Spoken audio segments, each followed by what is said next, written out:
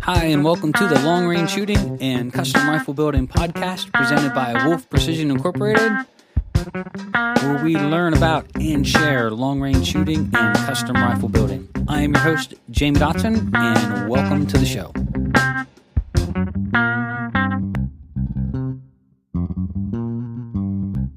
Hi, and welcome to episode 237 of Wolf Precision's Long Range Shooting and Custom Rifle Building podcast. I'm your host, Jamie Dodson, and welcome back to the show. In this episode, we're going to have some talking points. We're going to talk about the top 5 mistakes shooters make after buying a custom rifle and then give you some information on how to fix them. So without further ado, here we go.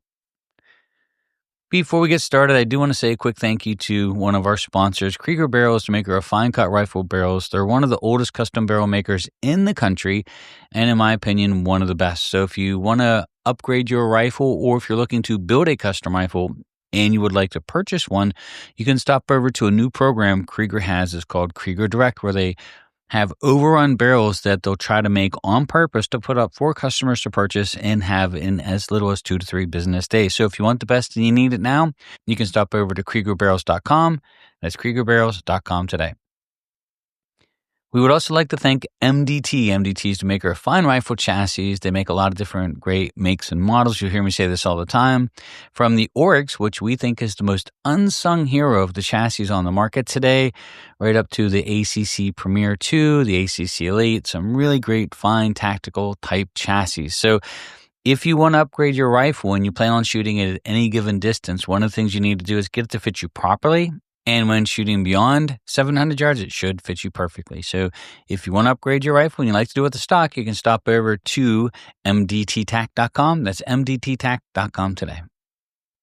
So I thought about in this podcast, we get questions here at the Long Range Shooting School all the time. We just finished up a class on Wednesday, which was pretty awesome. We had an entire group family come through, 2 of which had circumnavigated the globe on a sailboat, which is something that I am trying to learn to do as I'm trying to learn to sail. We've got a sailboat down in Washington, North Carolina, getting ready to bring up to Annapolis here in a couple of weeks. So super excited, sort of some quiet time, learn a new craft, master the wind, maybe in another way. But so a really great group of guys. Mike and his sons came through and they shot fantastic. In these classes, they ask a lot of the same questions that get asked all the time, a lot amongst all of the classes. And so I thought this would be a great opportunity to sit here and just talk about some of the things that they would ask and then some of the answers that I would give them here in the classroom. The first thing I want to talk about is skipping barrel break-in and improper bore conditioning. We do spend a little bit of time here at the in-person shooting school talking about rifle barrel components. We don't use the school as a selling point for our custom rifles, but we do talk a lot about them, whether you're shooting factory or custom, things you have to do to take care of them properly. One of the things is when we're getting ready to take a new rifle to the line is skipping what we would consider like a good barrel break-in or even bore conditioning and the damage you can do. A lot of times new shooters will take their brand new rifle or new to them and they'll take it out to the range, buy several boxes of ammunition and just start shooting it. And I personally think that is a really bad idea. The damage you can do to the rifle, if there is anything in the lands and grooves, which could include machining oil and metal chips, things that have gotten in there through the different coating processes, which include, bead blasting and the beads that they use for that, aluminum oxide, which they do blast the barrel with Cerakote. Cerakote itself, we have seen this in customer brought rifles. So customers had years ago sent in rifles, hey, I can't get this thing to shoot. Would you happen to take a look at it for me? Not one that we built. And you find in the first inch, there's all kinds of Cerakote in the barrel. And as soon as you shoot over top of that, you're in trouble. So my talking point or my tip for this is make sure you give the rifle a good cleaning thoroughly. And if you have a bore scope it out. Make sure that, there's nothing in there that can damage. You don't want to shoot over top of any type of coating. You don't want to shoot over top of any type of abrasives or anything that might still be in the barrel. So get that out of there. And then what we'll do is once we're done our cleaning process, we'll actually put a couple patches of rubbing alcohol through just as a sort of a flushing agent, and then a couple patches of oil, and then a couple dry patches because I don't want a lot of oil in the barrel. Just want something in there to protect the surface. And then our barrel break-in isn't like the shoot and clean, shoot and clean, shoot and clean you'll see bench rest guys do all the time, where they shoot one shot, scrub it, shoot one shot. We don't quite do that, but we do actually do a barrel break-in, and it's usually 25 rounds and clean it, 25 rounds, clean it, 50 rounds and clean it. So I try to go out, just put enough rounds through it to get it fouled out a little bit, maybe shoot a couple groups with it, and then clean it. And I'll do the same thing again. I'm probably doing load development, shooting some steel, just having some fun with it. And then the next time out, I'm going to shoot as many as 50 rounds. Then after that, I don't clean it again until it needs it, or if it needs a maintenance cleaning, but usually about every 200 rounds or so, we'll give it a good scrubbing after that. Another question we get asked about is optic setup, and this leads to either improper setup or improper mounting of the scope. So when customers bring their own rifles, you have to make sure that not only did you install the optics properly, and part of that includes making sure that you've cleaned all the surfaces before you put it all together, making sure that you've tightened everything to spec from factory, and making sure that when you mounted the optics to the rifle that the scope is level to the bore. Now, we use some pretty good high-end, I would consider them levels, that we put on the optics, and we do our very best to try to get that as close to perfect as possible, but you've got to make sure that that optic is mounted level and true to the receiver and to the bore of the rifle. And then to go one step further, making sure that you tightened everything to spec. Another danger shooters will get into when they're setting this stuff up is either poor quality components, and that could include the scope rings and bases. You're not going to get the performance at long range out of a very entry-level scope as you would when you buy a higher quality scope with better glass and better gearing in it. It's just going to track a little bit better. So I'm not saying you have to go out and buy the most expensive, but you got to be mindful that it's not deer hunting and it's not shooting at 100, 200. You are going to be dialing dope and all these other things put wear and tear on it, and you want good quality gearing.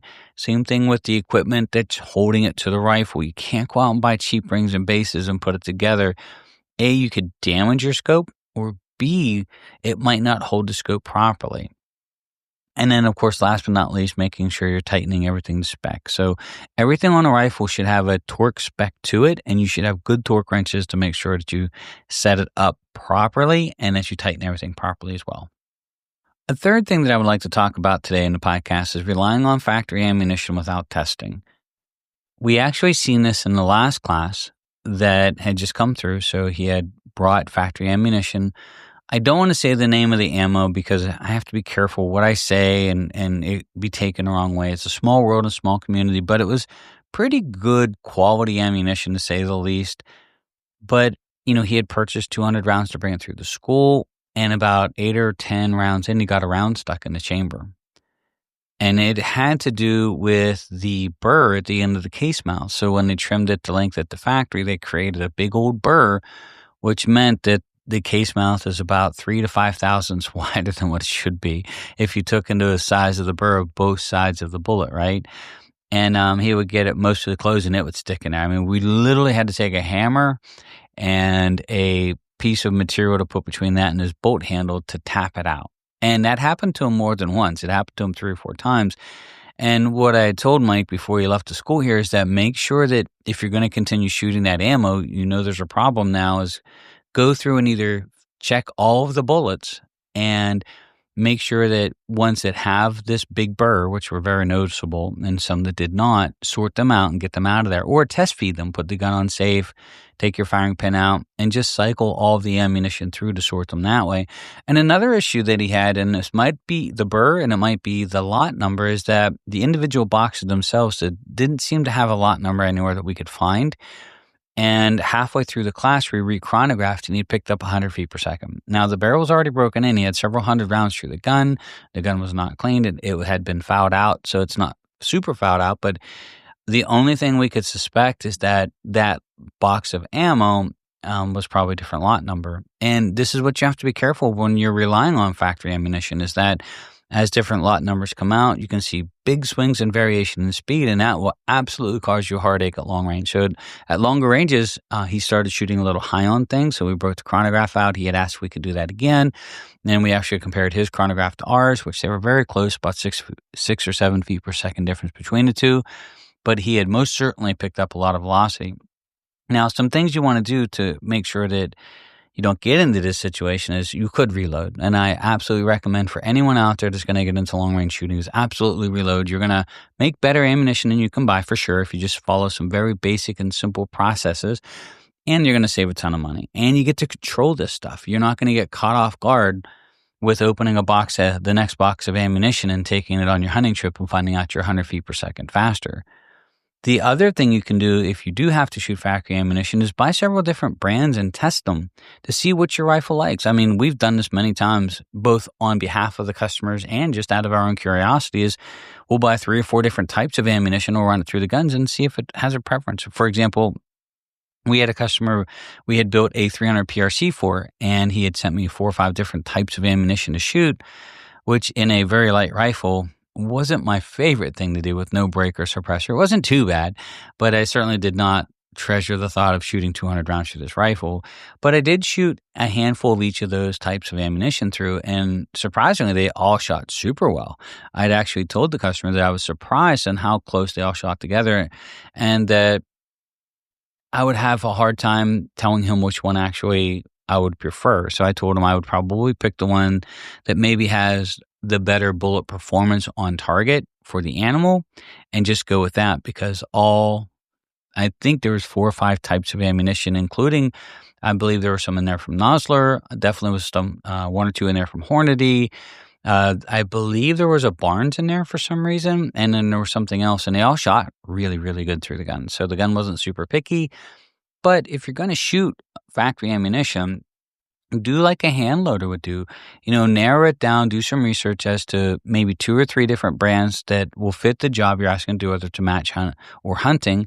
Then buy 1 box of each and go and test it. Like, do some research and see if there's a certain brand that's just known to have really good, high quality and accurate ammunition for that caliber.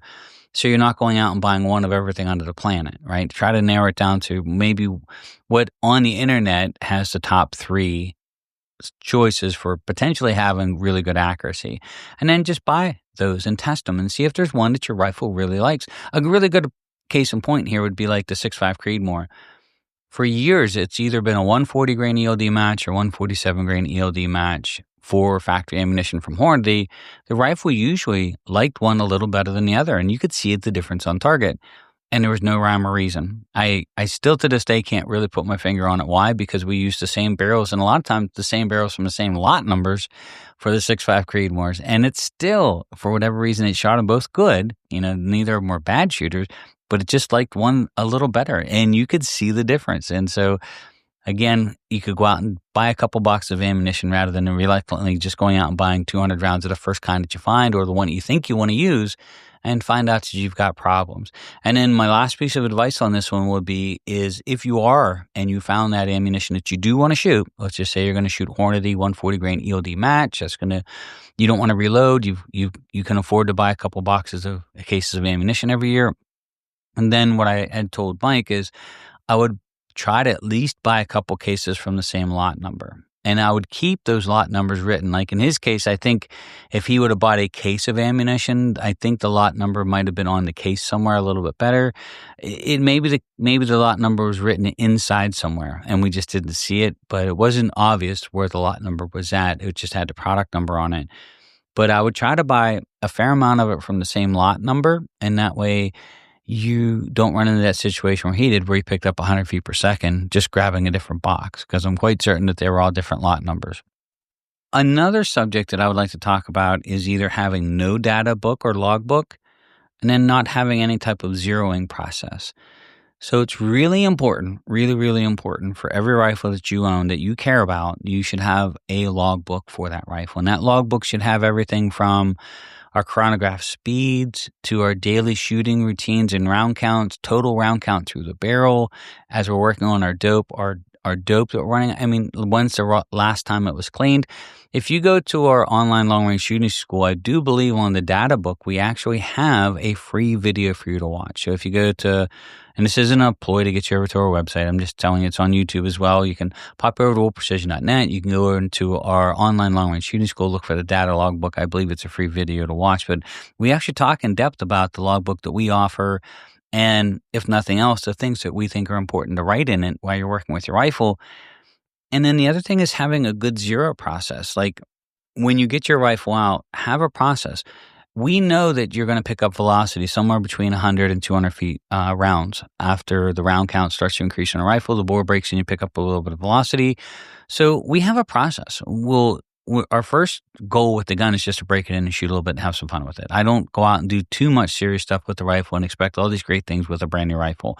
Like I said, our break-in is 25, 25, and 50. So I'll go out and shoot a couple groups through it, shoot a couple, maybe I'll have a couple hand loads I want to run through it just for giggles and see if there's anything that's showing some potential. And I'll go back and clean it and I'll do it again. And while I'm doing this, I'm zeroing my rifle out at 100 yards.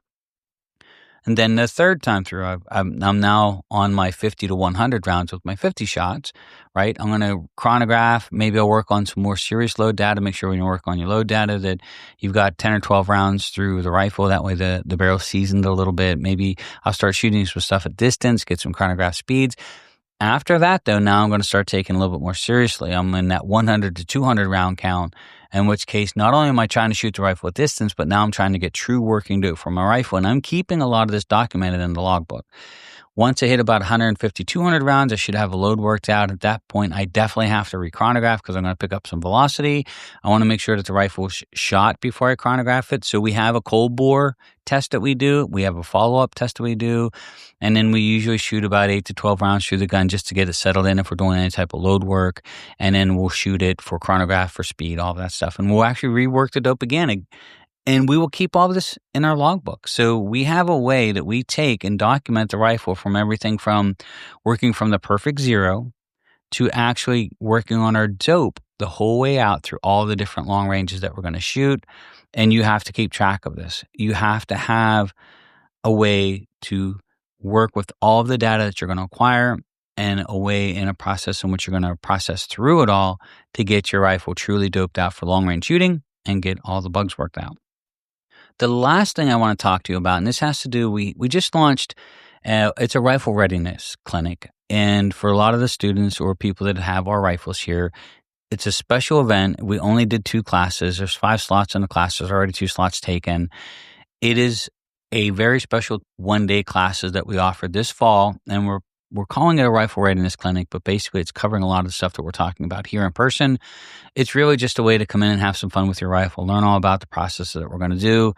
And in this, we're actually going to go through and talk about fundamentals and all these other things that we're going to get into. So if you would like to join us and you have a Wolf Precision rifle or you intend to buy one in the future, I really recommend potentially coming in and joining us for this Rifle Readiness Clinic. You can learn more about that at wolfprecision.net. But this ties into my last part, is expecting the rifle to shoot by itself. So you're expecting the rifle, and the magic is in the rifle that it's just going to shoot magical groups every time, that the magic is in the rifle. And you're expecting it to shoot itself. Here's a big problem, right? When we have a rifle, even a great shooting rifle, we constantly have to reinforce our fundamentals of marksmanship. We have to focus on doing our part. I always say that a rifle will shoot absolutely phenomenal without you. It doesn't need you. It will shoot better without our human input with it, right? It's only when we touch stuff we have a tendency to screw stuff up. That's just human nature, right? So we're reinforcing our fundamentals. We're going to be building positions. We're going to be, thinking about how we're touching the rifle, how we're handling the rifle, our cheek weld, cheek pressure, our hand hold, our trigger squeeze. We have to be constantly thinking about managing recoil, and the fact that we're not reacting to it, that we're letting the rifle recoil naturally the way it wants to and promoting really good follow through. And then we have to work on all of these disciplines. We're practicing, and it's not just practice, it's perfect practice. So as we've got this new rifle, where there's a lot of stuff that we have to do on our end to keep focused and keep growing and keep honing those skills that we call marksmanship, the fundamentals. And so I think a big mistake people make, even when buying factory rifles, is they'll go out and buy the best that they can afford, or the best research they can do is the most chances of having a great shooting rifle. And then they just expect the rifle to magically shoot out of the gate with hardly no effort on their end at all, and that the magic is the rifle. It's really not. It's not all of it. It's part of it for sure. You definitely want to have a great shooting rifle, but it's not going to shoot itself. Even a great shooting rifle, we've got to be able to get behind the wheel and drive. It's like a world-class sports car. You've got to be a tuned-up driver to get the most out of it. And same thing with shooting a rifle. I'll give you just a good example of this. Years and years and years ago, we're probably talking, we've been building rifles for going on 20 years, but let's just say 17, 18 years ago, I had built a 308. Back then, 308s were very common in long-range shooting, and most of your tactical sniper matches were pretty much shot with a 308 bolt-action rifle. And I'd built this 308. It was a fully tuned-up Remington 700, fully trued, sleeved bolt, everything machined in the receiver perfectly straight and true. Just really a lot of work. Think of like a week or two of just manual labor, getting everything in this rifle ready to go. And the customer had asked if he could come in and pick it up at our facility. And back then it was a much smaller shop. And I said, sure, come on in. We'll take you out to the range. So I took him out to the range, and he had shot a group and shot another group. And he had federal gold medal match, which is like the standard for 308. And then, his groups were okay. He'd not had any really training per se, but they were all right. He was probably like around an inch or so. And we'll talk about group size next in the next podcast. We're really going to dive into that. But after a couple groups like this, I could see what he was going to ask me. And you all can probably guess he's going to ask me to shoot the rifle, right? So I got on the rifle and I shot it, and it printed a really nice little group. Just definitely sub half, And then he was like, can you shoot another one? I'm like, yeah, sure. So I shot another one. And then he got on the gun and shot just over an inch group. And he looked at me baffled, like, I don't understand why I can't do that. Why can't I do what you're doing? And I explained to him, I'm like, there's 25 years of pain and suffering and tears and blood and sweat into being able to do that. It's not an inherent thing with a rifle to be able to shoot like that. It is the rifle and the shooter. I said, I can train you to shoot like that, and we can talk about bringing in for some classes, and certainly can hone you up as a shooter to get you and the rifle working well together.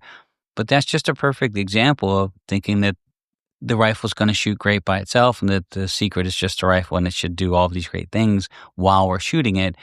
And it really isn't. It's a combination of both you and the rifle. And it stuck with me. I'm always hesitant here at the school to shoot customers' rifles when they bring them, especially if I didn't build them. Because usually if they're struggling a little bit fundamentally, the first thing they want to do is ask you to shoot the rifle to make sure there's nothing wrong with it. And it's a double-edged sword. If the rifle doesn't shoot good, well, then it doesn't shoot good. If the rifle does shoot good and I shoot a nice little group down there, and then, they're like, you can see that it just deflates them. Well, it's me. And I don't want them to think that.